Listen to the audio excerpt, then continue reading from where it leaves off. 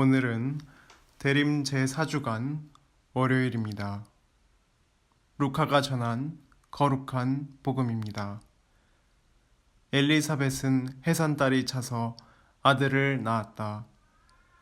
이웃과 친척들은 주님께서 엘리사벳에게 큰 자비를 베푸셨다는 것을 듣고 그와 함께 기뻐하였다. 8일째 되는 날 그들은 아기의 할례식에 갔다가 아버지의 이름을 따서 아기를 즈카르야라고 부르려 하였다. 그러나 아기 어머니는 안 됩니다. 요한이라고 불러야 합니다. 하고 말하였다. 그들은 당신의 친척 가운데에는 그런 이름을 가진 이가 없습니다. 하며 그 아버지에게 아기의 이름을 무엇이라 하겠느냐고 손짓으로 물었다.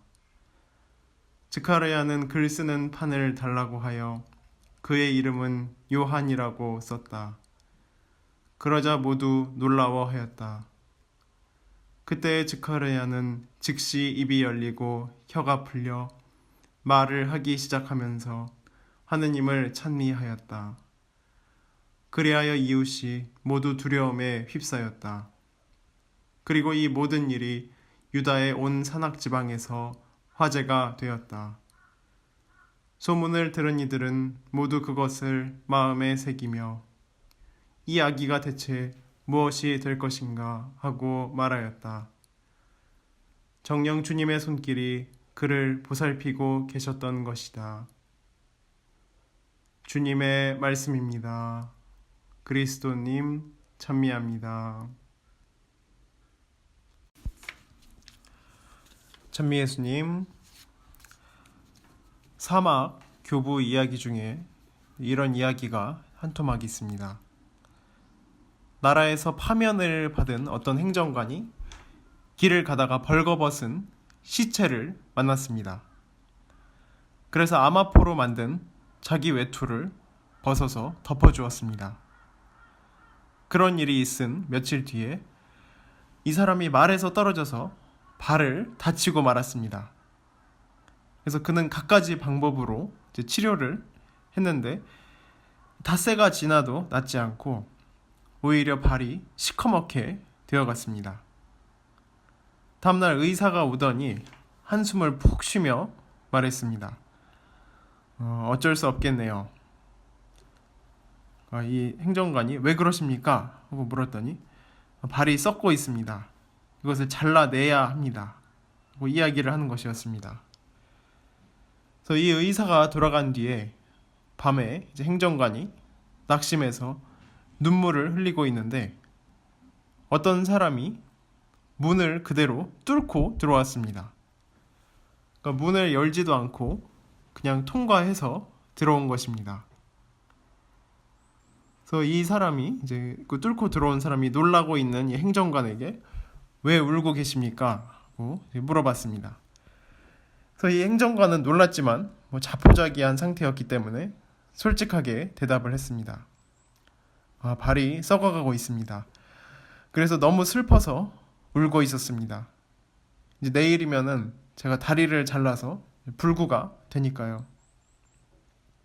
그러니까 그 사람이 이제 발을 보여달라고 하는 것입니다. 그래서 발을 보여주니까 그 사람이 기름을 발라주고 또 발을 이렇게 잘 만져주었습니다.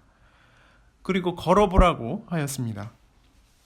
그래서 이 행정관이 일어나서 걸어보니까 발이 다 나은 것입니다. 그래서 깜짝 놀라서 아니 이렇게 발이 빨리 나타니 당신은 도대체 누구십니까? 하고 물었습니다. 그러니까 이 사람이 저를 보십시오. 저를 모르겠습니까? 이 외투를 보십시오. 제가 죽어서 길에 버려져 있을 때 저를 덮어준 그 외투 아닙니까? 하느님께서 당신의 발이 썩어가는 것을 불쌍히 여기시고 저를 보내시어 발을 낫게 해주라고 하셔서 제가 왔습니다. 그리고 당신을 치유해 주었습니다. 하고 대답하더니 문으로 다시 쓱 통과해서 나가버렸습니다. 몸의 어떤 부분이 썩어갈 때 보통의 치유 방법은 그 부위를 제거합니다. 예를 들어서 발가락이 썩으면 잘라냅니다. 특정 부분을 잘라서 그것을 쓰지 못하게 만드는 것이 한계입니다. 그래서 사람이 살기는 사는데 그 잘라낸 부위는 다시 사용할 수가 없게 되고 원래 상태로 되돌린다는 것은 불가능합니다. 그러나 하느님의 치유는 그와 다릅니다. 그것을 원래대로 해주십니다.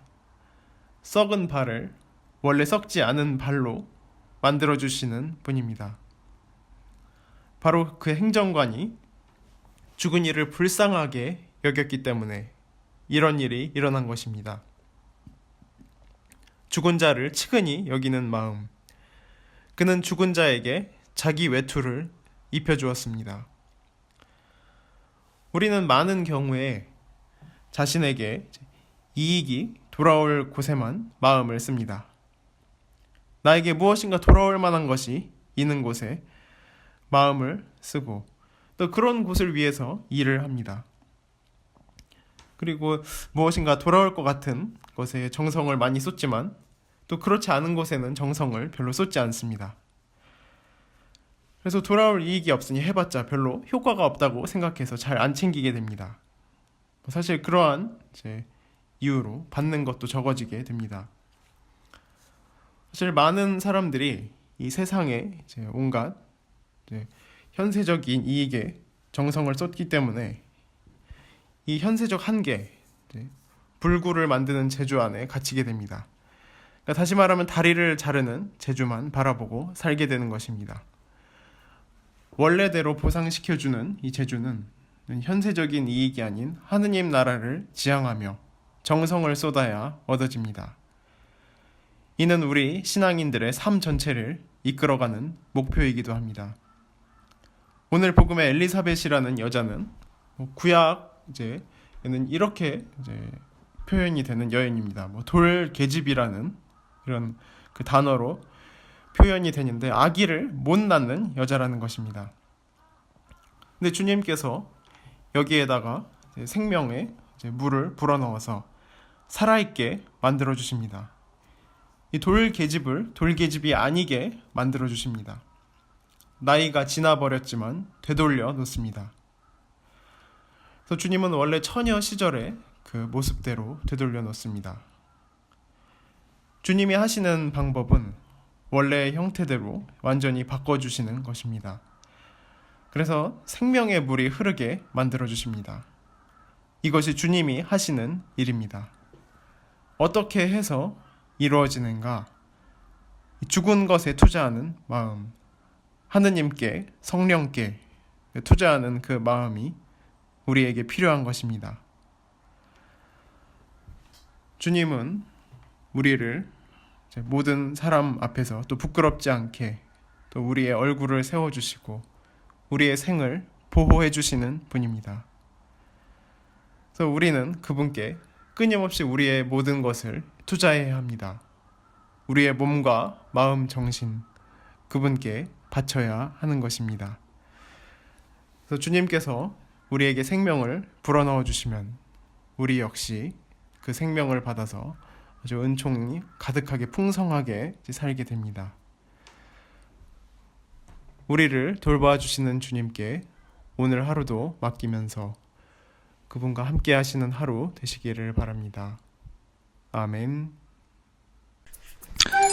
주님은 스마트폰과 유튜브 앱이 있겠습니다. 스마트폰에 설치된 유튜브 앱을 실행시켜 주세요. 돋보기 버튼을 꾹 눌러주세요. 성필리포 생태마을을 검색해 주세요. 구독 버튼을 꾹 눌러주세요. 짜잔! 성필리포 생태마을 구독 완료! 마지막으로 좋아요까지 눌러주실 거죠?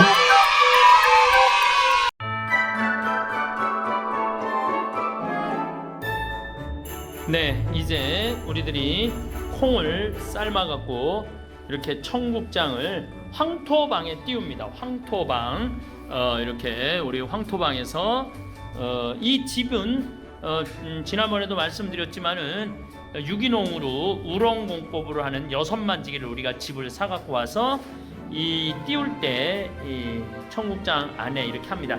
사실은 청국장을 제대로 띄우는 거는 이렇게 구수한 냄새가 나야지 뭐 썩는 냄새가 나면은 썩은 거예요. 그게 부패취, 부패균이라고 그럽니다. 그래서 자 여기 한번 봐봐. 이 진이 이렇게 싹 일어나야지. 이쪽으로 와서 해봐. 진이 싹 일어나면은 청국장이 잘 뜬 겁니다. 이렇게 실같이 좀 밀어봐 한번. 지금 실같이 이렇게 나오는데, 자 잠깐만. 이렇게 진이 이렇게 실같이 지금 보이시죠? 실같이 이렇게 나와야만이 이 청국장이 아주 잘 뜬 겁니다. 정말 냄새가 아주 좋습니다. 이 진 하얀 게 다 진입니다. 이거 바실러스 균이라는 것입니다. 이렇게 우리들이 띄워서 진공 포장을 해서 택배로 보내드리면은 여러분들은 이걸 가지고 청국장 찌개를 끓여 드시기도 하고, 제가 권하는 거는 나물하고 무생채하고 고춧가루, 참기름 조금 넣어서 비벼서 드시는 거예요. 진공 포장 과정을 보여드리도록 하겠습니다. 자, 이렇게 일렬로 세워서 5개씩 넣고, 진공 포장으로 하면은 아주 공기도 안 들어가고 깨끗한 청국장 가루 찌개를 드실 수 있습니다. 네. 시간이 꽤 걸리네. 네. 30초. 바람을 다 빼고 그다음에 진공 포장으로 이렇게 제품이 나오는 겁니다. 이제 생태마을에 전화를 하시면은 17개, 18개인가? 17개를 해서 주문을 하시면은 저희들이 택배비를 받지 않고 이렇게 포장을 해서 집으로 보내드립니다. 옛날 어머니 생각 많이 나시는 분들 이 청국장 주문하셔서 집에서 저녁에 냄새는 밖으로 안 나가니까 집에서 끓여 드셔도 아파트에서 하시는 분들도 아마 괜찮으실 겁니다. 제가 직접 집어서 먹어보니까 제가 먹어보겠습니다.